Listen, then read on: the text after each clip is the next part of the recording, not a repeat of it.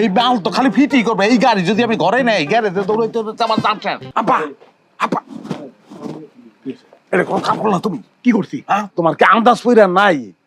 তুমি এত অভিজ্ঞ একটা মানুষ, গ্রামের সবাই তোমার এত সুনাম করে, আর সেই একটা গরু দেখলে গরুর কয়টা দাঁত আছে তুমি কয়ে দিতে পারো, আর এবার রিজেক্ট মাল তুমি চিনলা না, গোছাই দিলে আমার কাছে।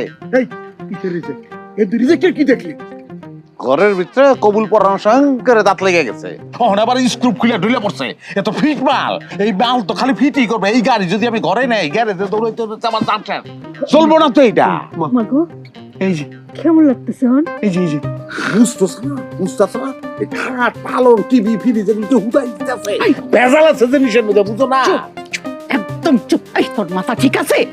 মনটাই কপিটি একটা লাল বানি খেলাই। তুই যা কই বেরো, তোর মানুষের ভালো করে শুনে না, আস্তা শুনে বাইর যাওয়া লাগবো না। একটা পিটিয়ে পাট পাট খাই গেলাই। এই জিনিস ঘরে লইয়া গেলে এমনি আমি এই যে এই যে এই যে এই হ্যাঁ এই যে সারছে